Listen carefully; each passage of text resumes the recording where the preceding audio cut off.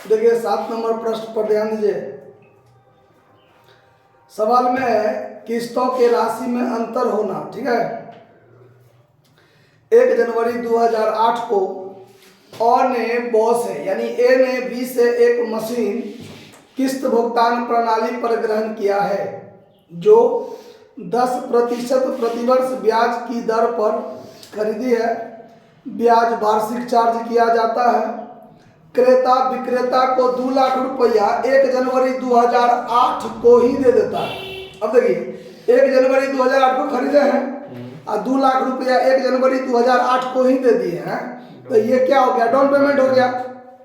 ठीक, उसके बाद 1,21,000 रुपया 31 दिसंबर 2008 को, 1,33,100 31 दिसंबर 2009 को, 1,46,410 अंतिम रूप से 31 दिसंबर 2010 को देने के लिए सहमत हुआ और इन किस्तों पर विधिवत चुका देता है। अ का पुस्तकों में प्रथम 2 वर्ष के लिए मशीन खाता, उसके बाद विक्रेता का खाता और ब्याज उच्चंत खाता कहता है बनाने के लिए। यह मान लें कि अ प्रत्येक वर्ष लेखांकन की तिथि 31 दिसंबर को 20% के दर से क्रमागत ह्रास विधि से काटती है। ठीक है, अब इसमें देखिए ये भी आपका बैक कैलकुलेशन मेथड है, यानी अंतिम किस्त से आपको ब्याज की गणना करना है। क्यों? तो ब्याज की गणना करने के लिए आपको दर दिया रहना चाहिए और कैश प्राइस दिया रहना चाहिए।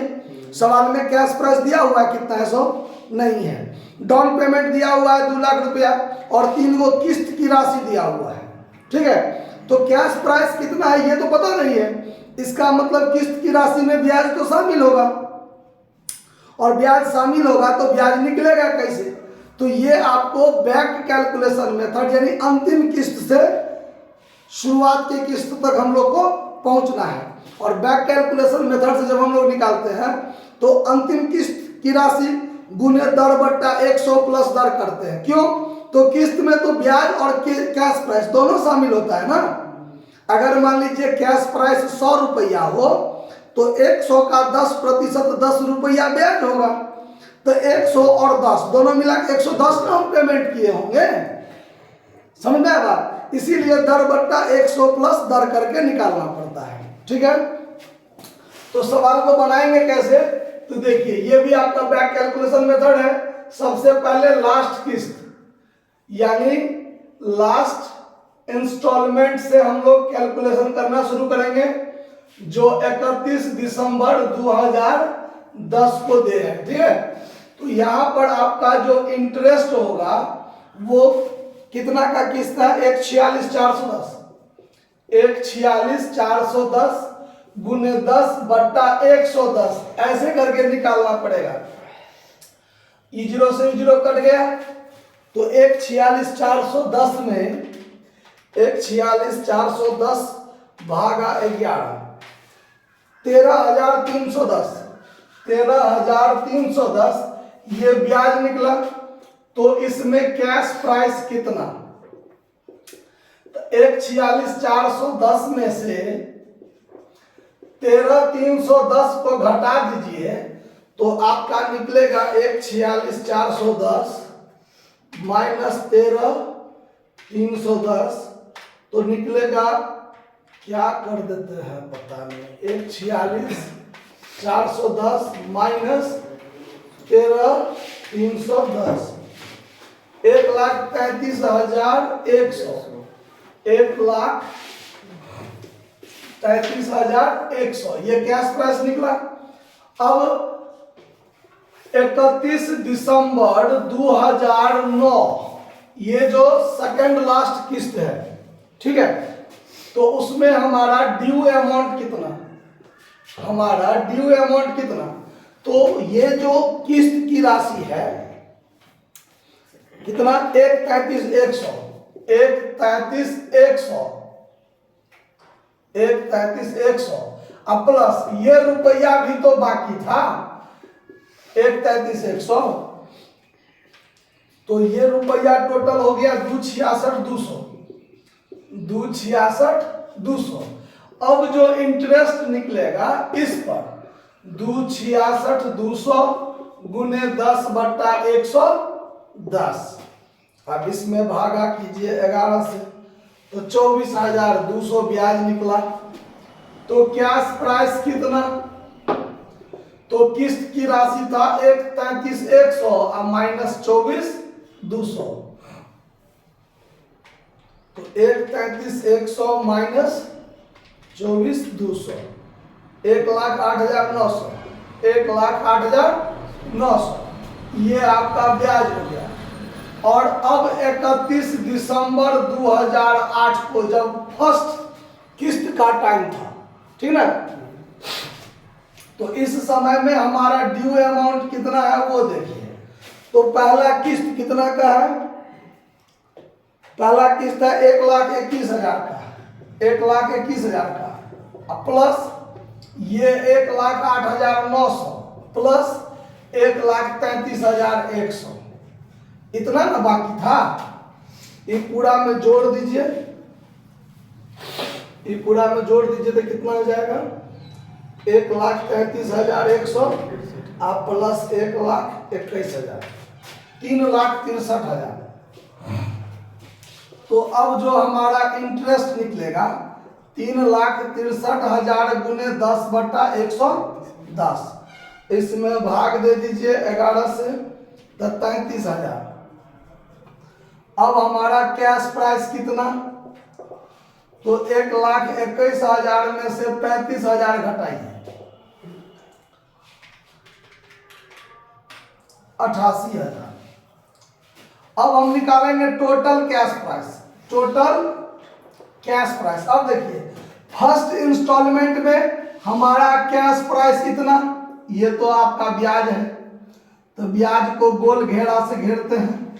और देखिए फर्स्ट किस्त में कैश प्राइस इतना, सेकेंड किस्त में कैश प्राइस इतना, फर्स्ट किस्त में कैश प्राइस इतना, लास्ट किस्त में, हाँ लास्ट किस्त में तो 88,000 प्लस 1,08,900 प्लस 1,33,100 और प्लस डाउन पेमेंट आप 2 लाख दिए थे ना।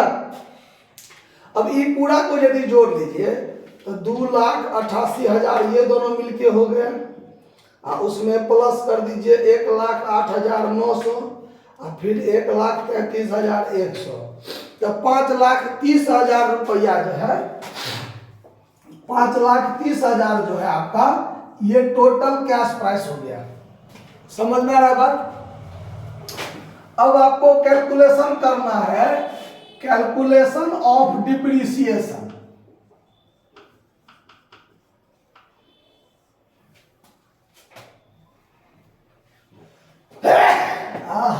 सर्दी का प्रकोप है। देखिए तो फर्स्ट ईयर आपका कब होगा खत्म? 31 दिसंबर 2008 को। तो उस तारीख को जब आप डिप्रिसिएशन निकालिएगा तो 5,30,000 का 20% निकालिएगा ना, है? तो इसका 20% निकल जाएगा 1,06,000, 1,06,000। रिटेन डाउन वैल्यू क्या हो जाएगा? तो 5,30,000 में से 1,06,000 आप घटा दीजिए तो 4,24,000 बचेगा। अब सेकेंड ईयर 2009 दिसंबर 31 को तो 4,24,000 का फिर 20% निकालिएगा, तो फिर इसका 20% कितना हो जाएगा?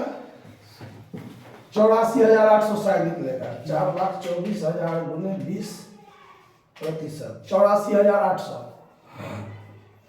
फिर इसका रिटेन डाउन वैल्यू 4,24,000 घटे 84,800, तो बराबर में हो जाएगा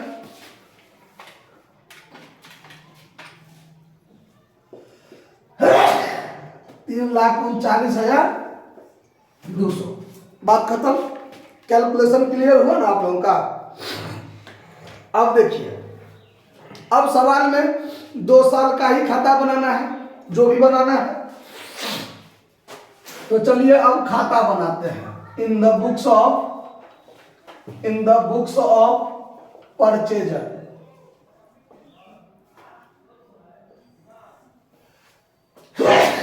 कहाँ से इतना सर्दी एकाएक आ गया? चलिए देखिए,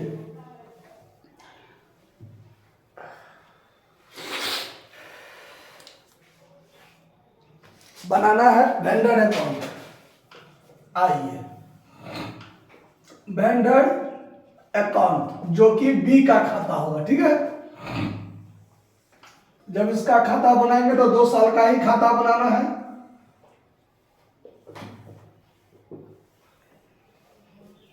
देखिए DRCR, तो 2008 जनवरी 1 को जब संपत्ति खरीदेंगे तो बाय एसेट्स अकाउंट और बाय इंटरेस्ट सस्पेंस अकाउंट दोनों चीज होता है। तो आप इंटरेस्ट सस्पेंस के लिए 1, 2 और ये 3, इस तीनों को जोड़िए, कितना होता है? ये तीनों को जोड़िएगा जब, तो वो आपका इंटरेस्ट सस्पेंस आएगा, जिसमें आपको पहला ब्याज है 33,000 का पहला ब्याज, दूसरा ब्याज 24,200 और तीसरा ब्याज 13,310। ये पूरा को जोड़िएगा 70,510। ये आपका इंटरेस्ट सस्पेंस हुआ टोटल, ठीक है। तो यहाँ पर आप एसेट्स में कौन सा संपत्ति है? मशीन। तो यहाँ पर लिखेंगे हम लोग बाय मशीन अकाउंट 5,30,000। अब बाय इंटरेस्ट सस्पेंस अकाउंट 70,510 और 2008 में दिसंबर 31 को, जनवरी 1 को भी होगा ना, पहले डाउन पेमेंट भी तो है। To cash account down payment है 2 लाख रुपया और दिसंबर 31 को टू कैश अकाउंट कितना रुपया दिए हैं? 2008 में हम लोग 1,21,000 का किस्त दिए थे, लास्ट किस्त में पहला किस्त, लास्ट किस्त तो ये है, पहला किस्त 1,21,000 को दिए थे, यही दिए थे ना? हाँ ठीक है, 1,21,000। अब यहां पर टोटल कर दीजिए, कितना हो गया? 6,510, वही होगा 6,510। दोनों घटा दीजिए, जो बचेगा टू बैलेंस CD घटाइए तो कितना होता है? 2009 जनवरी 1 को कितना बचाइए? 2,79,510। 2,79,510। तो यहाँ भी बाय बैलेंस BD 2,79,510। तो 2009 दिसंबर 31 को टू कैश अकाउंट सेकेंड किस्त कितना का दिए थे? 1,33,100 का, 1,33,100 का। फिर यहाँ पर टोटल कीजिए 2,79,510, 2,79,510, जो बचेगा वो टू बैलेंस CD। तो लास्ट किस्त कितना का है? 1,46,410। 1,46,410। इतना रुपया बाकी रह गया जो आपका तीसरे साल में पेमेंट हो जाएगा ना। लास्ट किस्त तो इतना का ही है, लास्ट किस्त पेमेंट हो जाएगा। तो 3 साल का बनाना रहता तो हम इसको बनाते, लेकिन 3 साल का बनाना नहीं है, 2 ही साल का कहता है बनाना। तो 2 साल का बना के छोड़ देंगे, यहाँ पर 2 साल का बना के छोड़ देंगे। और 2010 जनवरी 1 को बाय बैलेंस BD लिख के छोड़ देंगे 1,46,410।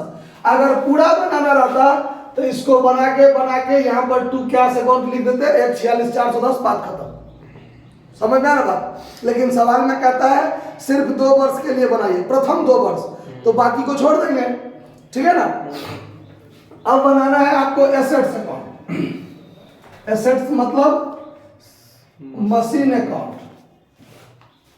तो देखिए मशीन अकाउंट क्या होगा, ये भी आपको 2 साल के लिए ही बनाना है।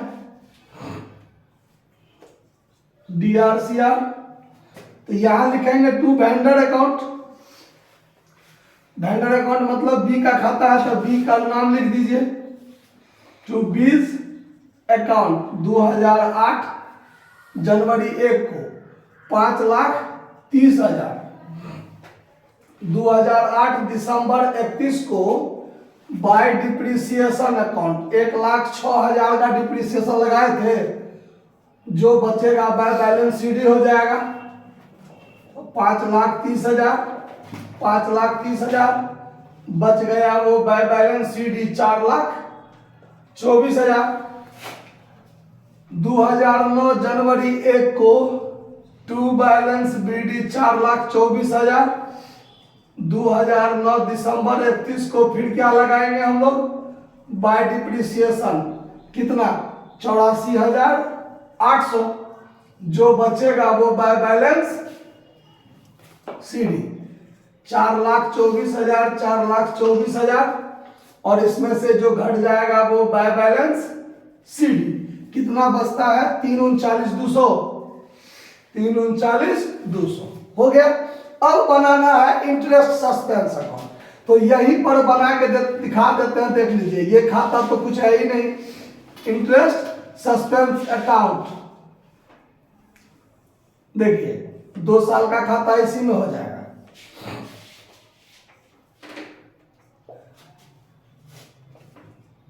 यहां पर 2008 जनवरी 1 को to vendor account, to vendor account यानी बी का खाता लिखेंगे, टू बीज अकाउंट। हमारा इंटरेस्ट सस्पेंस कितना था 70,510। तो 2008 दिसंबर 31 को बाय इंटरेस्ट अकाउंट करके खत्म कितना होगा, पहला ब्याज कितना का है 33,000 का, नहीं बनेगा, गड़बड़ा खिंचाड़ हो जाएगा। फिर यहां पर सीडी निकालना पड़ेगा 70,510। 70,510 जो बचेगा बाय बैलेंस सीडी कितना बचेगा, घटाकर देखिए तो 37,510 बचेगा क्या, हाँ 37,510। अब इसको 2009 जनवरी 1 को टू बैलेंस बीडी लिख लेंगे कितना 37,510 और 2009 दिसंबर 31 को बाय इंटरेस्ट अकाउंट लिख देंगे कितना, दूसरा ब्याज 24,200 है ना। अब फिर यहां पर बाय बैलेंस क्या लिख देंगे सीडी। आप लोग क्लियर करके बना लीजिएगा, आवाज सुन के भी लिख सकते हैं, जगह का अभाव है इसलिए। ये 13,310 जो है ये बाय बैलेंस सीडी बच जाएगा। 2 साल का ही बनाना है, तीसरे साल में टू बैलेंस बीडी लिख लीजिएगा 13,310 और छोड़ दीजिएगा। अगर पूरा बनाना रहता तो यहाँ पर ये जो 13,310 है ये लास्ट ब्याज लगा, ऐसे ही बाय इंटरेस्ट अंतिम साल करके क्लोज कर देंगे खाता को। समझ में आ रहा है बात, कोई दिक्कत, नोट कर लीजिए। धन्यवाद।